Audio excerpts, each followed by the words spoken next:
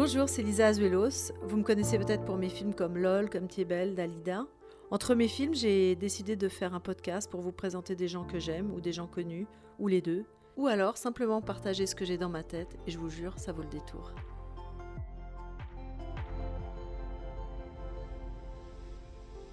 Cette semaine, on vous propose un épisode spécial enregistré depuis Marrakech à l'occasion du Festival international du film. Dans cet épisode, Lisa va aller à la rencontre de Philippine Leroy-Beaulieu, l'actrice de 3 hommes et un couffin ou de 9 mois, qui ces dernières années a beaucoup fait parler d'elle avec ses rôles dans 10% ou encore Emily in Paris. Mais avant cette rencontre, Lisa nous invite dans sa chambre, à la Mamounia, pour nous parler de son rapport au Maroc, pays dont est originaire son père, et où elle a passé une grande partie de son enfance.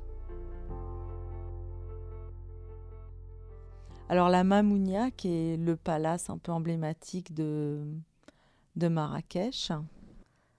Marrakech, c'est une ville où j'ai été beaucoup forcée de venir au début parce que mon père habitait là et que tous les Nouvel An, tous les Noëls, on était obligé de venir pour passer Nouvel An en famille et tout ça. Et moi, ça me faisait chier.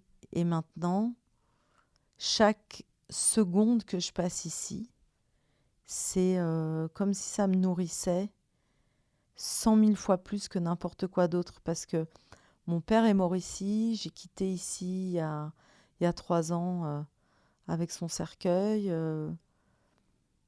Il a vécu ici les 30 dernières années de sa vie. Moi, quand je suis venue vivre avec lui, je suis arrivée directement au Maroc.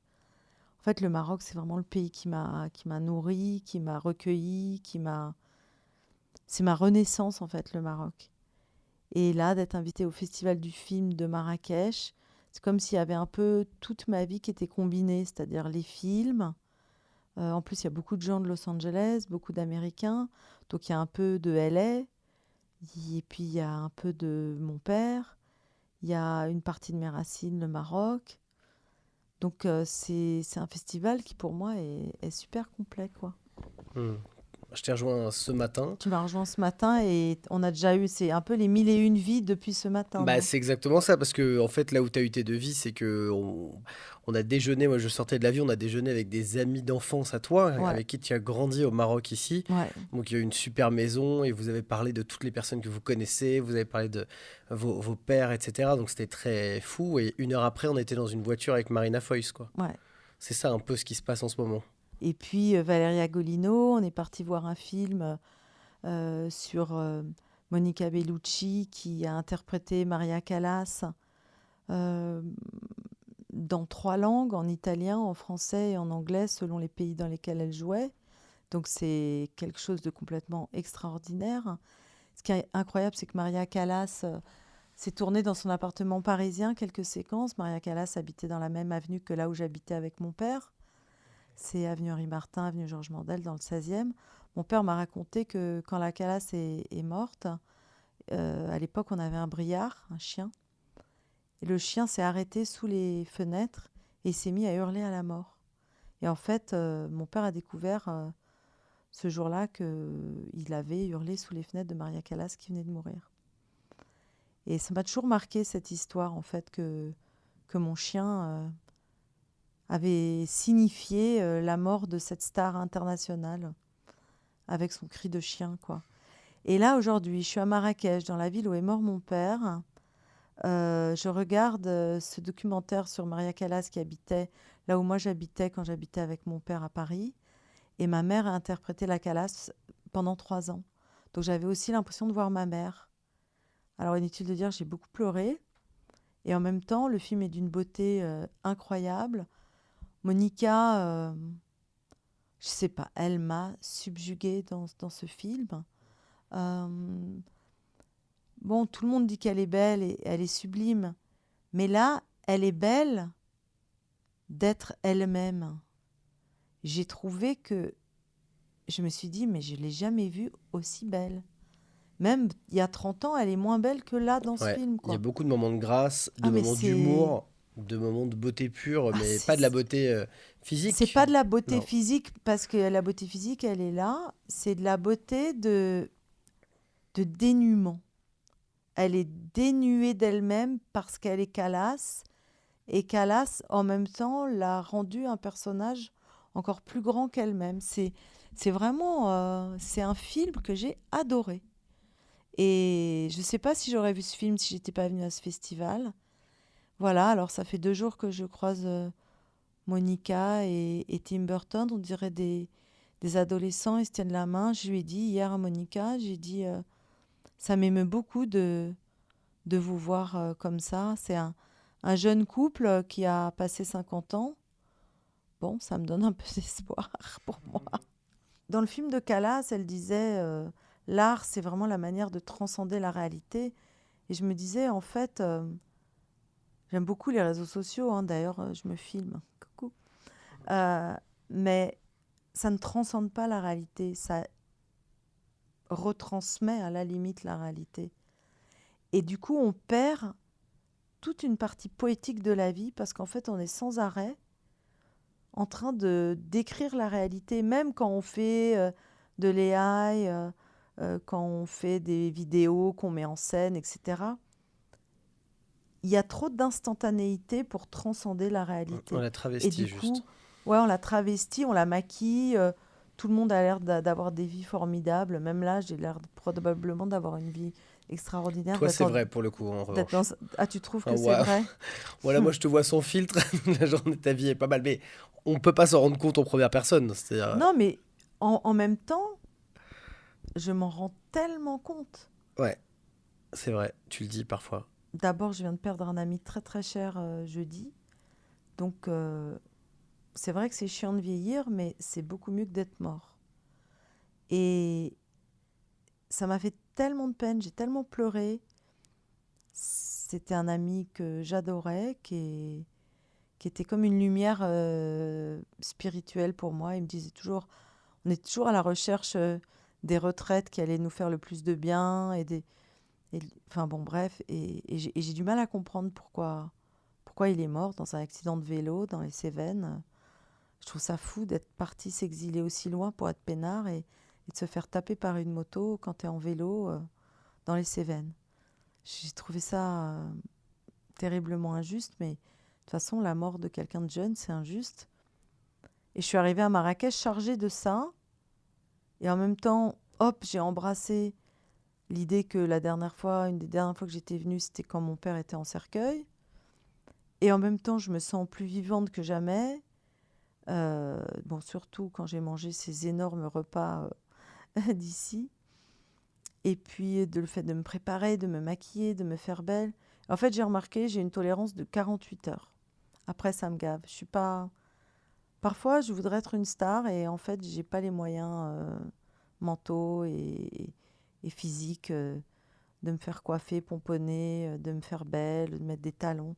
Les femmes hier étaient toutes en souffrance parce qu'on est resté très longtemps debout et tout le monde était en souffrance avec des hauts talons, etc. Bon, moi, ça fait longtemps que je mets plus de talons, mais il y a cette espèce de souffrance des pieds des femmes qui est comme un acquis pour la société. Et moi, je te jure, je comprends pas. On devrait arrêter d'exiger des femmes d'être en talons. C'est vrai que c'est hyper beau d'être en talons.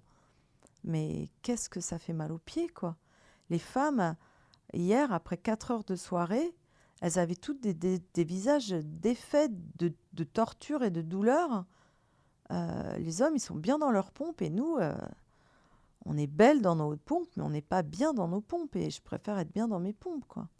On dit jamais à quelqu'un oh, t'es belle dans tes pompes. Non, on lui dit ah, bah, t'as l'air bien dans tes pompes. Et c'est pas pareil. Et nous, on doit être belle. Et je pense qu'il y a un moment, ça te tabasse le cerveau de ne pas pouvoir ressentir tes pieds correctement, d'avoir mal partout. Enfin, les pieds, c'est une torture. C'est comme ça qu'on punissait les esclaves quand ils essayaient de s'échapper. On leur donnait des coups de bâton sous la plante des pieds pour que ne leur reprennent pas l'envie de s'échapper. Et parfois, je me demande si les talons, c'est pas une manière de tenir un peu en esclavage les femmes aussi dans cette manière d'être où elles pourront pas courir vite en cas de galère, où elles pourront pas être suffisamment confortables pour avoir la tête libre. Enfin, je sais pas. Pour moi, il y a une espèce de... Comme quand les Chinois, ils mettaient des chaussures trop petites aux filles pour qu'elles aient des pieds tout petits en symbole de soumission. Voilà, enfin en tout cas aujourd'hui j'étais en basket parce que j'ai dit khalas, comme on dit en arabe. Après une nuit bien méritée, Lisa retrouve Philippine Leroy-Beaulieu au bord de la piscine de l'hôtel. À quelques mètres de nous, l'acteur Andrew Garfield, Sean Penn ou encore François Ozon. Cadre parfait pour parler cinéma, mais surtout du sens de la vie.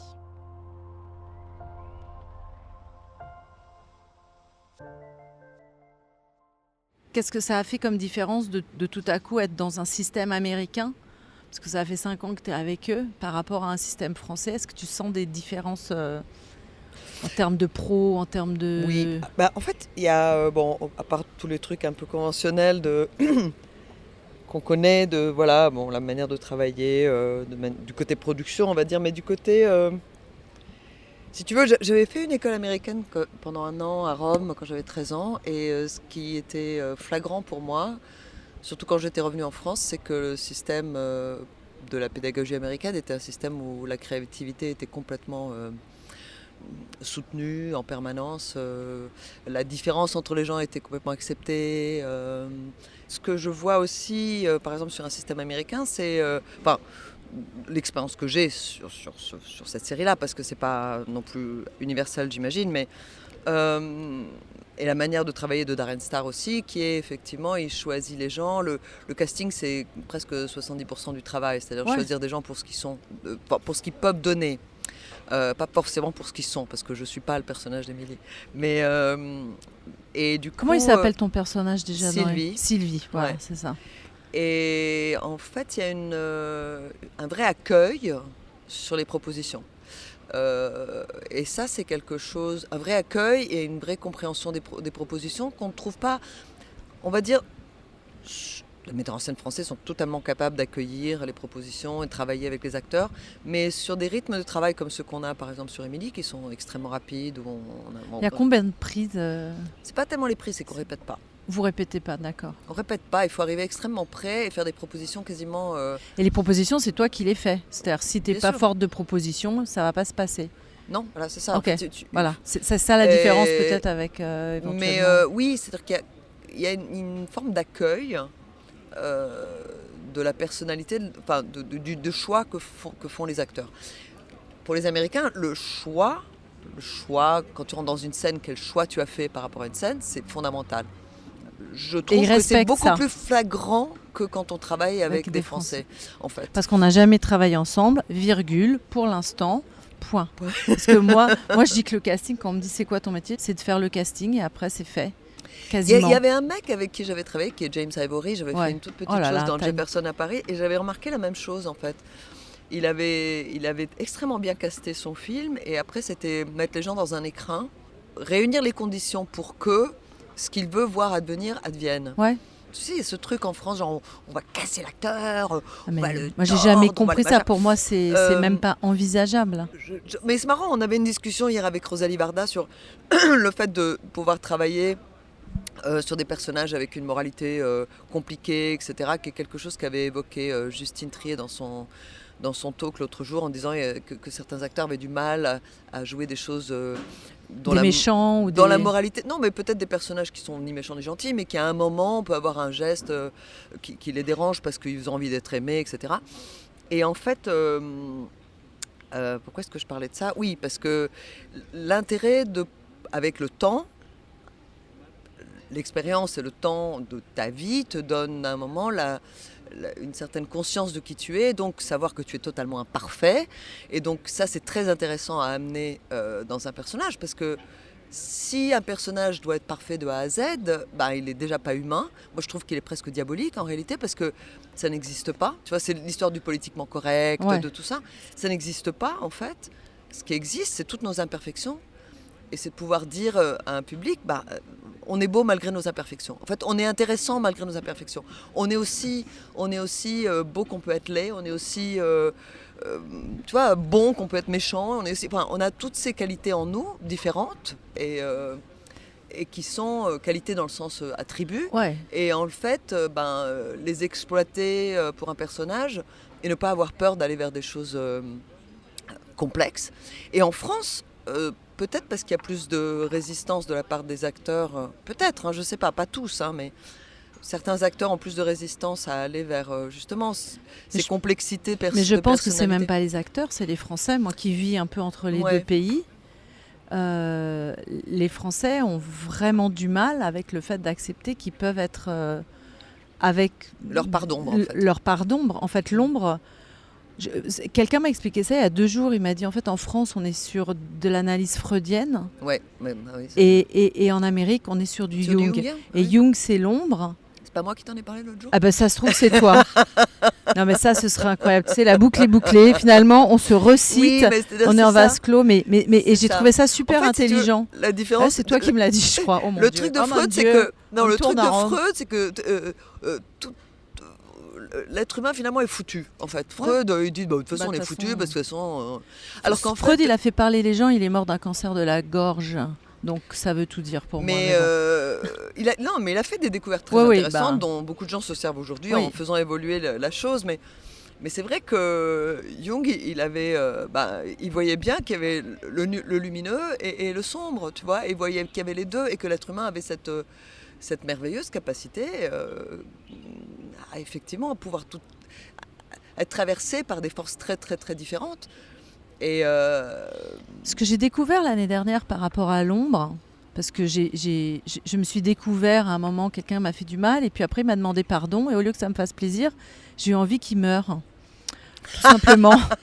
Et je me suis dit, là, il y a quelque chose de pas normal en moi, et j'ai compris ce que c'était que l'ombre. J'ai vu, Et en fait, je crois que ce que les gens ne comprennent pas par rapport à cette chose de l'ombre, je dis chose parce que c'est un mot comme on a entendu beaucoup d'Italiens, c'est qu'en fait l'idée, en France, j'ai l'impression on veut éloigner l'ombre de soi. Alors que le travail de l'ombre, c'est de lui dire, de l'accueillir, et tu parles beaucoup de l'accueil. Et je pense que toute la différence, c'est cette capacité à accueillir, que ce soit l'ombre ou la lumière. en fait, c'est l'accueillir et de savoir la maîtriser. Et la maîtriser. En bien fait, de sûr. savoir la canaliser et peut-être la transcender. Parce que c'est comme dit, je vais pas faire ma Jungienne, enfin, c'est une des forces Bah, c'est- lumineuses, comme il dit, c'est-à-dire que ce sont des forces puissantes. Alors pour ceux qui ne connaissent pas lumineux, parce qu'ils vont entendre lumineux, est-ce que tu arrives à dire... Ce sont des forces, on va dire, qui ont à voir avec le divin. Voilà. Il D'accord. faut savoir que Philippine, elle est très, très, très spirituelle, élevée. C'est pour ça que j'ai... Non, Si, arrête, mais- arrête. Non, mais c'est on a pas eu ça. une conversation où on sait un peu de quoi on parle, même si on est sur un chemin Non, mais qui moi ne je sais cessera pas jamais. bien hein. de quoi. Je parle que de ma propre expérience en fait, ouais. hein, et les quelques trucs que j'ai pu grappiller à droite à gauche. Mais c'est vrai que ce sont des forces qui ont quelque chose de puissant. Donc, et si on les tient en laisse, elles sont nos amies.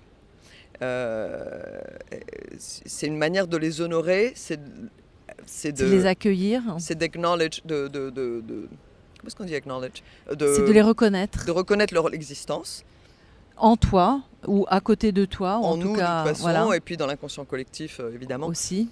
Et puis à partir du moment où on reconnaît leur existence, on a honoré cette chose, c'est-à-dire qu'on n'a pas nié. Mais après, cette force-là, elle a aussi la capacité de te porter très loin, de te donner plein de force, plein d'enthousiasme, une ténacité pour vivre. Oui, c'est quelque chose qu'il faut...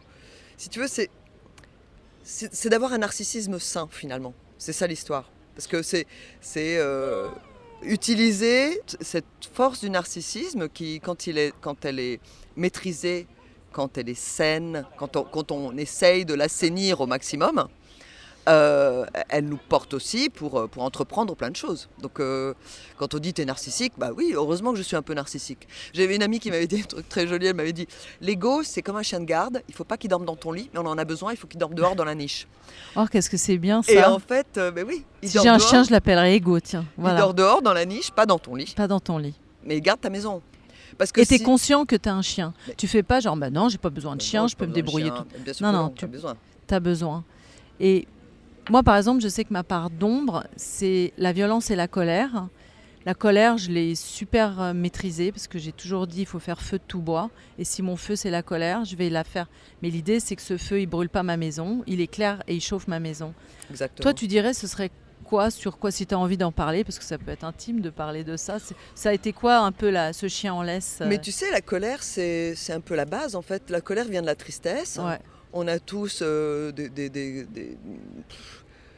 des histoires d'abandon dans nos vies, de rejet, de trucs, on n'a jamais été assez aimé. Je me souviens de Colline Serrault qui, pour me faire pleurer, au bout de 35 prises où j'arrivais plus à pleurer, m'a dit « on est tous des enfants abandonnés » dans l'oreille.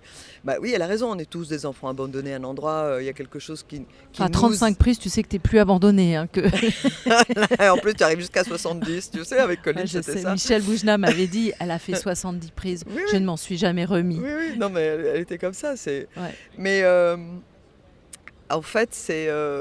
pourquoi je te disais ça? Non, parce que l'histoire de l'abandon, dès lors qu'on grandit, oui, on est abandonné parce qu'en fait, on est sorti du ventre, on a été protégé, même si on a eu des parents formidables. Hein, c'est pas... et puis à un moment, il faut coup de pied au cul, il faut y aller tout seul, quoi. Et c'est une forme de... C'est un rite initiatique complexe, en fait. Vivre, c'est un rite initiatique. Tu vois alors, dans les sociétés... indigènes, il y a des rites initiatiques qui étaient vachement plus pratiqués, etc. Dans nos sociétés, on n'a plus du tout. Du coup, les gens sont des adolescents jusqu'à la fin de leur vie, ce qui est dommage. À un moment, il faut assumer notre... Adulting, c'est marrant, ce mot existe en anglais. Ils disent is adulting. J'ai jamais entendu en français. S'adulter, tu vois. Le seul mot adulte qu'on a en France, c'est adultère, tu vois. Donc c'est pas tout à fait pareil. En fait, c'est pas très adulte d'adultérer. Devenir des adultes, en fait. Ce serait quoi, tu dirais, la chose que tu as posée où tu t'es dit tiens là c'est adulte? Moi je crois que la qualité adulte, la première que je peux reconnaître en moi, déjà et même un peu chez les autres, c'est la responsabilité.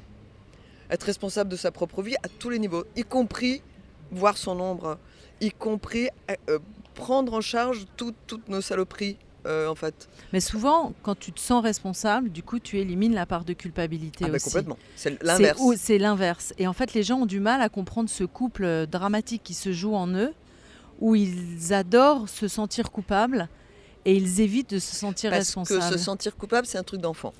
Ah voilà. Et qu'en fait, là, on reste toujours dans « maman va me gronder, blablabla ». Alors que responsable, il n'y a que toi et toi. Ok, j'ai fait une connerie. Alors, on demande pardon, on en a parlé, Lisa, effectivement, demander pardon, c'est une bonne chose. Pouvoir pardonner quelqu'un, si tu demandes pardon, parce que sinon c'est compliqué, effectivement. Mais il faut y arriver même souvent, parce que parfois c'est des gens que tu veux plus voir. Mais bon, voilà, il faut dire je pardonne, je laisse. C'est-à-dire je lâche le truc. C'est redonner à l'autre sa part. Je l'indique parce que moi, pendant longtemps, je me disais, pardonner, c'est excuser. Pardonner, ce n'est pas excuser. Non. Et pour moi, il y a des gens à qui j'ai pardonné, mais que j'ai pas pu excuser parce que c'est en dehors de mes moyens. Mais j'ai redonné à l'autre sa part. C'est-à-dire que ce qu'il a fait, ou ce qu'elle a fait, on va pas... et ça, c'est bien que les gens l'entendent en fait, parce qu'on le dit pas assez souvent. Pardonner, c'est pas excuser. Oui, non, excuser, ça voudrait dire accepter le mal que quelqu'un t'a fait. Alors il a eu une enfance difficile. Bah oui, moi aussi. Non, mais ça, tu peux éventuellement le dire. Pourquoi pas, effectivement. Mais c'est une excuse. C'est pas pardonner. Pardonner, c'est ok. T'as fait ça et voilà. C'était pas... L'histoire de l'enfance difficile, elle est intéressante jusqu'au moment où tu as envie que les autres soient responsables même de leur passé difficile. Ouais. Tu vois, tu vois, pour connaître plein de gens qui te disent toujours oui, mais alors moi, si tu comprends, il m'est arrivé ça. Oui, d'accord, mais beaucoup de gens ont vécu des trucs terribles dans leur vie, quoi. Ça les a pas empêchés, certains, d'avancer, de devenir des adultes. C'est-à-dire que c'est toujours la posture de l'enfant qui veut qu'on l'excuse en permanence. Qu'on l'excuse. Ça, c'est fou. Et qu'est-ce qui t'a le plus... Est-ce que tu sens que tout le travail personnel, parce que je pense que tu es la première actrice française que je rencontre, enfin, je connais pas tout le monde, mais je connais quand même beaucoup de gens, que je rencontre qui a fait un chemin où je me dis, waouh, elle est allée encore plus loin que moi. Elle a fait encore plus de trucs que moi. Et moi, je passe mon temps à chercher. Enfin, de toute façon, les gens le savent et j'en parle assez ouvertement. En quoi il y a un pont entre être actrice et le travail personnel que tu fais? Est-ce que, par exemple, avec Emily in Paris, à un moment où en général on dit ouais, les actrices, passer 40 ans, c'est fini, je sais pas quoi. Toi, c'est un rebound, comme on dit. Je veux dire, franchement, ça se voit ici, même au festival, t'es genre la nana la plus connue, les gens se précipitent sur toi, etc.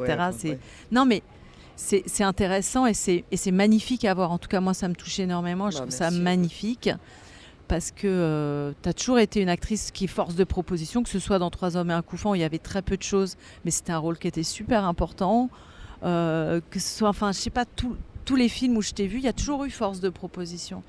Et tu penses que actrice nourrit le développement personnel qui lui-même nourrit actrice. Est-ce que tu penses qu'il y a eu un truc que tu as compris avant qu'on te propose Émilie, qui a fait que ça a peut-être débloqué d'être encore plus vue, parce que c'est difficile d'être vue quand on a... Alors moi je ne situe pas à cet endroit, mais ta question est une question qui est intéressante, parce qu'en fait quand j'étais très très jeune, j'avais déjà décidé, je devais avoir 16 ans, j'avais déjà décidé que je serais actrice, genre vers 12 ans, un truc comme ça. Et j'avais une amie qui m'avait dit, qui ont parlé de ce qu'on voulait faire après, et elle me disait ouais moi je vais être philosophe, et je disais ouais moi je vais être actrice, et elle m'avait dit mais c'est presque la même chose. Et c'est vrai. Et c'est marrant. Et j'avais trouvé ça tellement joli, et je m'étais dit en fait ce qu'elle est en train de dire, et moi à l'époque déjà j'avais envie de commencer un travail sur moi. En fait, voilà, j'avais eu une enfance qui clairement me faisait comprendre que si je faisais pas un travail sur moi, je n'allais pas aller très bien. Et bienvenue du coup, au club. oui, mais comme Oui, beaucoup, comme beaucoup, finalement. comme beaucoup. Et puis surtout beaucoup de gens dans ce métier, en fait, Ouais. tu vois. Mais Ce qu'elle t'avait fait comprendre. Oui, non, mais ce que ça m'a apporté, en fait, d'abord, je me souviens de quelqu'un qui m'avait dit « Mais t'as pas besoin de faire une analyse, tu es une actrice ». Comme si être actrice, c'était une thérapie en soi. Ça l'est pas, évidemment, parce que ça peut l'être, c'est-à-dire que c'est une recherche sur l'humain, mais en même temps, tous les à côté sont tellement disproportionnés, l'exposition est tellement monstrueuse, enfin, toutes ces choses-là sont tellement des choses qui sont difficiles à prendre pour un être humain, en fait, à encaisser, qui font que tu peux te perdre très très facilement. Enfin, au contraire, tes névroses peuvent grossir à un point... C'est de l'engrais pour névrose. C'est de l'engrais pour névrose aussi, même si le travail même d'aller fouiller un personnage est un travail formidable sur l'humain, quoi. Mais du coup, j'ai toujours pensé que c'était vraiment nécessaire non seulement pour mon bonheur personnel d'être humain, mais que si j'avançais pas en tant qu'être humain, je pourrais pas faire plus de propositions dans mon travail, en fait, parce que j'allais pas justement assumer mon ombre, il y a plein de choses comme ça que j'allais pas pouvoir, sur lesquelles j'allais pas pouvoir travailler pour pouvoir rendre compte d'une humanité, en fait, et qu'il fallait que j'assume beaucoup de choses pour pouvoir ne pas reculer devant certains obstacles d'un personnage qui me ferait peur, parce que oh là là, j'ai pas envie d'avoir l'air comme ça, moi. Tu vois, c'est ce qu'on disait tout à l'heure sur c'est amoral, ou que certains acteurs ont ce genre de réaction que je comprends, mais en fait, il faut passer au-delà, à mon avis. Hein.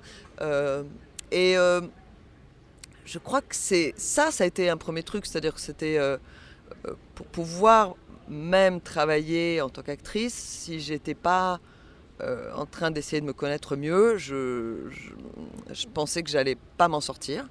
Et puis, non, l'histoire qui s'est passée avec Émilie, c'est que d'abord c'était la première fois qu'on me demandait de jouer une méchante, entre guillemets.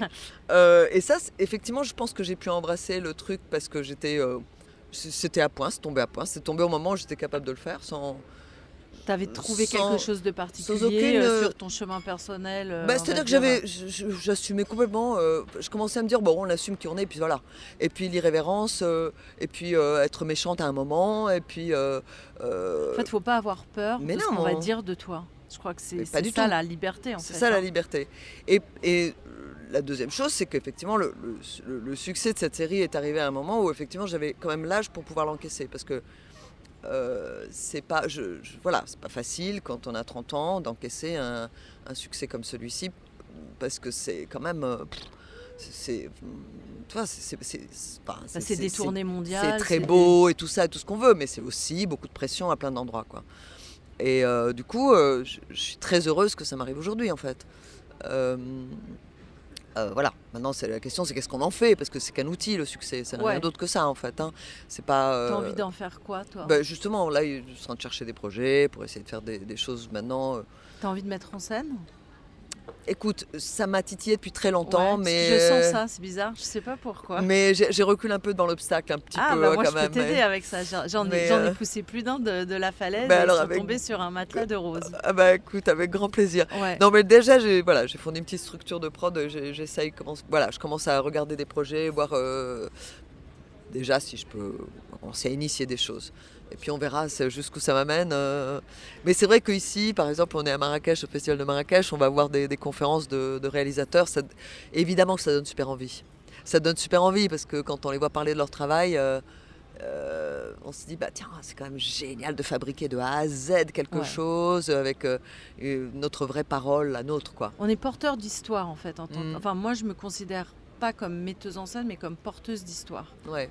Je dis souvent, c'est comme si on me donnait un bol d'eau fraîche à Paris et qu'on me dit, bah, tu vas aller courir jusqu'à Nice et il faut qu'il y ait autant d'eau dans le bol quand tu arrives à Nice. Ah la vache. Là, déjà, tu me fais peur. Mais non. Après, personne t'a empêché de t'arrêter à une fontaine en milieu du chemin et de remplir. Ouf. Tu vois, t'es pas... Mais en tout cas, t'es responsable, pas coupable, de l'histoire que tu as décidé de porter. Ouais. Et il faut être capable de la porter 3 ans minimum. Ouais, C'est-à-dire si personne te dit non jamais, c'est 3 ans. Ouais. Et si Entre le moment où tu as envie et le moment où tu as eu tellement de bol que ça s'est fait que en 3 ans. Ouais. Donc il faut vraiment l'aimer, cette histoire. Il faut bien la choisir. Mais je pense que si tu as envie, aujourd'hui, si tu as attendu ce temps-là pour éventuellement initier des projets, c'est que tu choisiras une histoire qui te plaît. Bah écoute, franchement, que Dieu t'entende. Oh, j'ai très envie d'avoir cette ténacité, quoi. Ouais, mais c'est... En fait, je crois que comme tout, les choses se font quand tu es prêt à les faire. Et moi, je décide très peu de ce que je fais. Mais par contre, je suis d'accord de me laisser traverser par ce qui a envie de se faire à travers moi. Ouais. Et je pense qu'être acteur, c'est ça. C'est-à-dire, tout à coup, tu as un rôle. Toi, tu n'es pas la méchante Sylvie, clairement pas. Mais tu as accepté de te laisser traverser par la méchante Sylvie qui, finalement, en fait, on comprend à quel point aussi elle a toutes ces choses à l'intérieur d'elle et qu'elle est parfois dure, mais c'était important pour elle d'être dure parce que sinon elle était cassée. Je crois que beaucoup de femmes se reconnaissent là-dedans aussi. Ce qui est intéressant, c'est de savoir enlever la carapace. Et être metteur en scène, je pense que c'est pareil, c'est se laisser traverser par un projet et dire « Ok, je vais me mettre à ton service, mais sois gentil avec moi. Tu vas dormir dans la niche, tu vas pas dormir dans mon lit. » Pas dans mon lit. Ouais. Il y a not in my name and not in my bed. Not in my bed. Ce qui est marrant, c'est très intéressant ce que tu dis, c'est pas par se laisser traverser, parce qu'en réalité, souvent on me dit mais qu'est-ce que vous avez envie de jouer maintenant ? Et en fait, c'est toujours une question qui me laisse un peu dans le désert, j'ai envie de dire, parce que c'est très intéressant comment les rôles arrivent à toi. Tu sais, on sait toujours de quoi on a envie, mais on ne sait pas toujours de quoi on a besoin. Ouais. Et en fait, par exemple, Sylvie est arrivée à un moment où, de toute façon, même si j'avais voulu le refuser, je n'aurais pas refusé parce que je n'étais pas en position de pouvoir refuser une proposition pareille. Du coup, j'ai plongé dedans sans vraiment trop réfléchir. Évidemment, à l'époque, je ne pensais pas du tout que ça ferait ce que ça a fait comme succès. On n'avait même pas Netflix dans la boucle. Donc, voilà, on ne savait pas du tout ce qui allait arriver avec ce projet, même si Darren Star, c'est Darren Star et qu'on savait tout ça. Pour ceux qui ne savent pas, Darren Star, c'est Sex and the City. C'est Sex and the City, c'est Melrose Place, voilà, c'est quand même des séries à très gros succès. C'est The Big Boss. Hein. C'est quand même un gros showrunner, mais quand même, bon, on ne savait pas. Bien sûr, c'est toujours un risque. Puis évidemment, l'arrivée de Netflix a rendu les choses encore plus dingues, mais j'ai plongé dedans en me disant je me pose pas de questions, j'y vais. Et je me suis aperçue que ce rôle, pas simplement pas carrière, tout ça, mais en tant que personnage, ce que ça m'a apporté, ça m'a fait travailler intérieurement d'une manière folle, quoi. Et du coup, c'est vraiment intéressant. Quand les rôles t'arrivent, c'est le moment où tu dois traverser aussi ces expériences, ces égos expérimentaux, comme j'aime dire, parce que c'est pas des personnages qui existent, c'est des personnages qu'on fait exister, donc c'est une expérimentation, quoi. Mais à travers nous, il y a une expérimentation de nous-mêmes, évidemment, qui se fait à travers le rôle. Et c'est vachement intéressant, ce truc de la destinée des acteurs. Et je pense que beaucoup d'acteurs te diront ça. C'est-à-dire qu'à un moment, tu t'y attends pas, tu sais pas pourquoi, et c'est ce truc-là qu'on te propose, et tu fais genre, ouais, bon, pourquoi pas, mais bof, mais bon, ok. C'est pas le cas d'Émilie, parce qu'en fait, Sylvie, quand je l'ai lue, je me suis dit quand même, je la connais, cette gonzesse, ce serait con. Tu t'es dit, c'est pas moi, mais je la connais. Je la connais, ce serait con que je la joue pas, quoi. Mais ouais, elle m'a apporté plein de choses intimes, profondes, vraiment intéressantes, quoi. C'est-à-dire que les personnages te transforment, bon, mais ça on le sait, mais et surtout, il t'arrive. C'est pas forcément. C'est pour ça que j'arrive pas à dire qu'est-ce que j'ai envie de jouer maintenant, parce que j'ai plutôt envie de laisser la vie me dire tiens, regarde, c'est ça qu'il faut que tu fasses. C'est ça, là. Regarde-le. Est-ce que tu penses que ton intuition est suffisamment, je pense que oui, moi, mais est-ce que tu penses que ton intuition est suffisamment ouverte pour pouvoir être capable, comme un radar, tu sais, dans les sous-marins, Je crois que oui. qui va être capable de voir le Je petit crois que oui, bateau parce qui que- se cache? Je crois que oui, parce qu'en fait, c'est même pas que... C'est que je le sens, et en général, quand je sens la micro-résistance, je me dis c'est exactement ça en fait. Parce que c'est quand tu sens la micro-résistance que tu te dis ah, t'as pas envie d'y aller, hein. Ah, ouais, c'est le moment. Tu sais, je sais plus qui m'avait dit ça un jour, il m'a dit quand on a peur de quelque chose, c'est parce qu'on le désire. Et en fait, ouais, quand on a un peu peur, c'est parce qu'on le désire en fait. Et que c'est ce. D'ailleurs, en amour, c'est flagrant. Ah C'est-à-dire, bah moi, j'ai toujours en pas amour, réussi à traverser ce truc-là. Hein, en amour, c'est flagrant. D'un coup, on peut voir quelqu'un, on se dit oula, oulala, ça va faire quelque chose cette histoire-là dans ma vie. Eh ben, ouais, c'est parce qu'on le désire en fait. Hein, on y va. Donc bon, après, on y va pas, on choisit. Mais donc en fait, je sens ça toujours. C'est quand il y a une espèce de truc. Mais c'est difficile, je trouve, de savoir si c'est ton instinct qui te protège ou si c'est ta peur qui t'empêche. Parfois, il faut quand même écouter quand tu as peur. Et parfois, quand tu as peur, c'est que tu le désires. Non, mais alors Et moi, c'est je ça parle qui est pas difficile. de peur, hein, je parle de résistance. De résistance, Petite d'accord. résistance. Ok, bah déjà, c'est Donc intéressant. quand quelque chose te fait vraiment peur, alors là, ton instinct est en train de te dire que non. Mais il peut y avoir une Ouais. attirance avec une résistance. Et là, il y a quelque chose d'intéressant. Puis, bon, après, peut-être qu'il ne faut pas faire trop de généralités Ouais. surtout. Mais Avant toutes les injonctions qu'on nous met dans la tête, la plus C'est- forte, c'est son instinct. c'est son instinct. ouais, Et c'est vrai que quand on met un écran entre soi et son instinct, là, on est foutu. voilà. Et il y a beaucoup Mm. d'écrans, quand tu vois les gens qui marchent même dans la rue avec le nez sur l'écran et qui Ouais. peuvent se faire cartonner par un bus Ouais, ou par un ouais. vélo, on se dit il faut faire attention, il faut toujours cultiver son instinct. Qu'est-ce que tu fais, toi, pour cultiver cet instinct? Moi, je passe beaucoup de temps. Je suis quelqu'un de très solitaire. Ouais, J'aime beaucoup la solitude. ouais. Bah, J'aime beaucoup la solitude et j'aime beaucoup la nature. Et j'aime T'habites à beaucoup, Paris, enfin, j'habite t'habites à en Paris, ville, mais t'as un j'habite en endroit où tu ville, peux mais j'ai un endroit où je peux aller me réfugier. Ah bah, génial. Et même en ville, je passe beaucoup de temps seul. Je suis quelqu'un qui n'a pas de télé, n'écoute pas les nouvelles. De toute façon, les choses importantes, on finit On les toujours par les sait. savoir. J'essaye de choisir la manière dont je m'instruis, j'aime pas le mot s'informer parce qu'en fait on creuse jamais rien. Les gens qui disent oui, il faut savoir ce qui se passe. Mais non, en fait, je pense que Mais en parfois, anglais, Informer, c'est se mettre en forme, c'est information.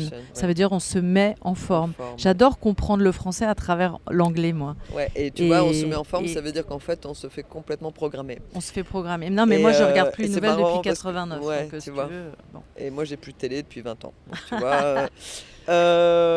Et en fait, du coup, je crois que cultiver son instinct, c'est être capable de revenir à soi, en fait, tout simplement. Pas avoir peur du silence, pas avoir peur de la solitude. Parce que le silence et la solitude, c'est le seul moment où on entend les petites voix. Et quand on cultive la solitude et machin, la petite voix, du coup, elle trouve sa place. Et parfois, même dans le brouhaha, tu peux l'entendre si tu as cultivé tu lui as donné une petite place à l'intérieur de toi. Bah quoi. oui. Bah là-dessus, enfin, moi aussi, tu vois je suis très souvent seule. Je voyage tout le temps seule. Enfin bon, c'est. Puis bon, moi, j'ai pas de compagnon, donc en plus, je suis. Mais j'adore la compagnie des gens aussi. Hein. Bah, c'est ça. Pas, Non, c'est non, mais pas c'est le ça. problème. Hein. Je suis pas du tout misanthrope. Mais il faut les deux, en fait. Et c'est ça qui est difficile dans la balance pour beaucoup de gens. C'est comme, par exemple, si je passe 1 heure sur mon téléphone, je passe 2 heures sans le regarder. Mm. Parce que sinon, c'est lui qui te... Il dort dans ton lit. Puis Je vais l'utiliser tout le temps, ça, là. Tu l'as alors, aimé, celle-là. Non, mais en plus, ça t'attire vers quelque chose qui est pas toi. Une superficialité absolue, parce qu'en réalité, c'est pas ton intérieur. Parce que c'est pas, tu vois. Mais c'est aussi parce que beaucoup de gens pensent que la vie leur arrive, alors que on sait que c'est... Enfin, moi, je sens que c'est mon intérieur qui crée ma réalité. Mm. Et qui crée comment je vois la réalité, comment je la vois, du coup, elle devient ça. Et en devenant ça, elle me recrée, etc. C'est en Complètement. permanence. Mais les gens pensent que c'est l'extérieur qui crée l'intérieur. Et c'est vrai que c'est pas forcément le bon sens. Je crois que c'est dans les deux sens. Moi, je crois c'est que dans les deux sens. Il y a une simultanéité, Ouais. en fait. Je crois que c'est dans les Mais deux sens. Je c'est pense pas que dans un sens. Non, Et exactement. C'est pas que dans un sens, tu as totalement raison.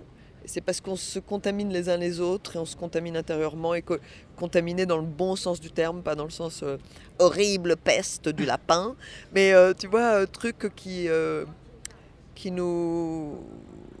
Et puis il y a quelque chose quand même qu'il ne faut pas oublier. Moi je crois beaucoup à quelque chose qui est plus grand que nous. Je sais que c'est pas du tout à la mode, mais moi Bah oui. si, Et en fait, si tu veux, il y a... que tu appellerais conscience ou vie ou divin ou je sais Oui, pas. Enfin, voilà. Et ça te parle en fait. Et ça te parle à travers des signes, ça te parle à travers la voix intérieure, ça te parle...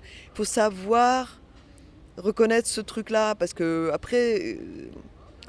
Tu vois, quand les gens disent je laisse l'univers, oui, dans l'univers il y a de tout, alors il faut faire attention, il y a le bien et le mal. Donc fais attention à qui tu écoutes dans l'univers, ouais.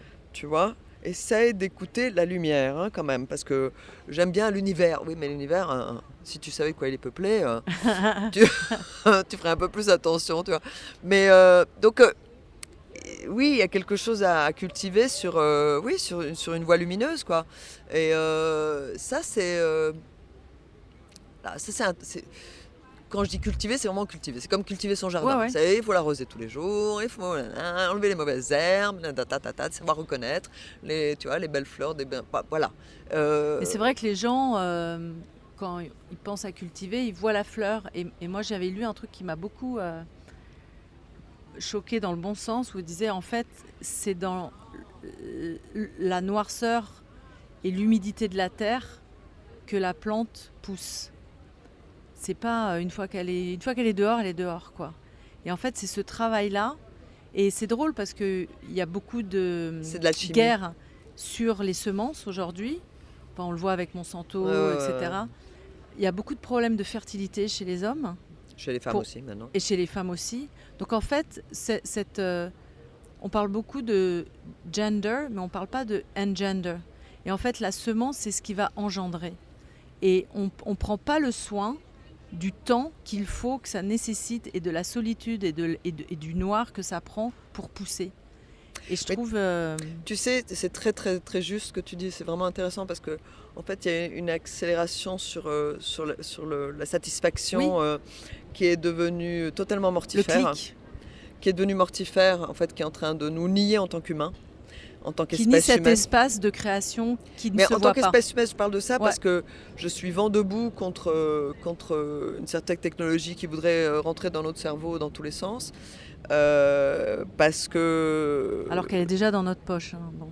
Mais je pense que même les algorithmes sont déjà dans notre cerveau à un Bien endroit, sûr. si tu veux. Et du coup, c'est là où il faut vraiment nettoyer des choses par rapport à ça. Mais de retrouver la vraie humanité, et la vraie humanité, c'est quelque chose de très mystérieux, en fait. Hein. J'en sais rien ce que c'est, mais je sais que c'est pas en tout cas la technologie, ça c'est sûr. Et c'est pas l'immédiateté de la satisfaction. C'est pas, comme tu dis, le clip, la récompense immédiate avec le shoot d'endorphine qui monte tout de suite dans le cerveau quand tu as fait un clic et un like sur ton Insta. Tu vois, ça c'est... non, c'est pas là. Et encore une fois, c'est cette chose peut-être aussi très initiatique de la lenteur, de traverser des épreuves pour pouvoir grandir, d'accepter tout ça. En fait, les gens qui ne s'intéressent pas à vivre de cette manière, je pense, de ma petite place, qui gratte quelque chose. Et je suis triste pour eux, parce qu'en fait, il y a quelque chose de l'ordre de la vraie joie profonde qui s'installe quand tout à coup tu prends le temps de faire un parcours de vie, vraiment, quoi. La joie autonome qui ne dépend pas de ce qui t'arrive, mais qui qui vient vraiment de ton cœur, quoi. Qui vient vraiment du fait d'être vivant. Et qui nous rend tellement lumineux, en fait. Et tu sens que tu es plus heureux d'être vivante aujourd'hui qu'il y a 20 ans ou il y a 30 ans? Sans aucun doute. Comparaison. Évidemment. Bah parce que après, moi, j'ai eu la chance J'aurais aimé qu'on te le dise, parce que moi, j'aurais aimé qu'on me dise à 20 ans, mais flippe pas de ce qui va t'arriver, parce que ce sera mieux, quoi. Et ouais. à 20 ans, moi, j'avais l'impression que si je ratais mes 20 ans, je ratais ma vie.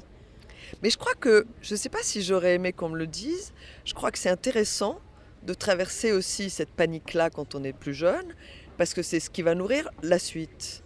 En fait, chaque étape a une fonction. Ouais, tu vois ? C'est vrai. Et quand, d'être en panique à un moment pour s'apercevoir après que mais qu'est-ce que j'étais stupide, quoi. En fait, ça a tellement nourri.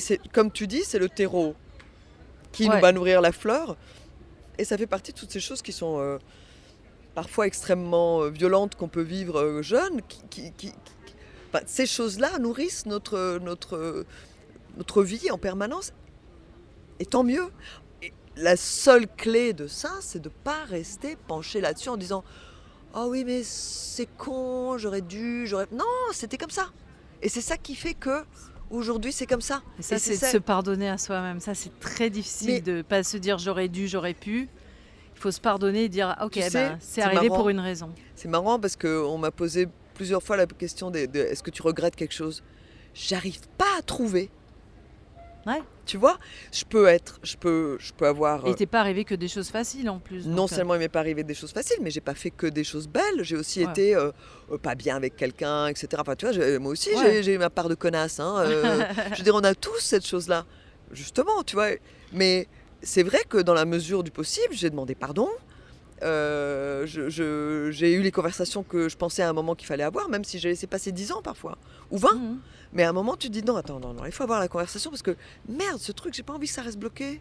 En fait, parce que je m'aperçois, tout à coup, je tourne, je fais oh putain, mais qu'est-ce que j'étais con à ce moment-là. Attends, excuse-moi, je t'appelle, je te dis écoute, il faut qu'on déjeune ensemble, il faut qu'on parle parce que qu'est-ce que j'ai fait, quoi. Et du coup, j'élimine la problématique du regret de plus en plus parce qu'en fait, quand on fait ça en plus avec quelqu'un, par exemple, avec qui on s'est très mal conduit, on s'aperçoit que la personne n'attend que ça. Et la personne aussi va dire la même chose, va dire oui, mais moi aussi, tu sais, oh là là, qu'est-ce que... Et là, tout à coup, le terrain... On le sent physiquement, hein, quand ça arrive, on sent comme un soulagement, c'est comme quand le plombier vient et qui débouche le... Voilà. Et tout à coup, le terrain de jeu, de joie, il est à nouveau ouvert. Et ça, c'est tellement beau, quoi. Mais il faut traverser ces trucs-là. Même il faut rester parfois 20 ans fâché avec quelqu'un pour des conneries et s'apercevoir que c'était des conneries et qu'on n'a qu'une envie, c'est de l'aimer, en fait, cette personne. Tu vois, et ça nous sert de leçon pour vieillir, pour mourir un peu moins con, peut-être, tu vois. Pour mourir vivant, je dis souvent, pour bien mourir, il faut être très vivant. En fait, on prépare notre mort. Ouais, mais c'est ça, tout. La vie. Hein. Donc, voilà, essayons de la préparer avec un peu de sagesse, quoi, je sais pas. On essaye. Non, mais moi, en tout cas, c'est ongoing workshop, tu vois, pour moi. Je suis très contente qu'on se soit rencontrés. Ben, moi aussi. Bon, merci beaucoup. Je t'embrasse fort. Moi aussi.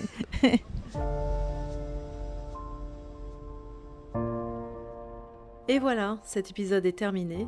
Merci d'avoir écouté le Lisa Azelos podcast. Et si vous avez envie de me soutenir ou que vous aimez mes podcasts, n'hésitez pas à vous abonner sur tous les réseaux sociaux. Tous les liens sont en description. Vous pouvez aussi vous abonner et ou en parler autour de vous. À bientôt. Merci beaucoup.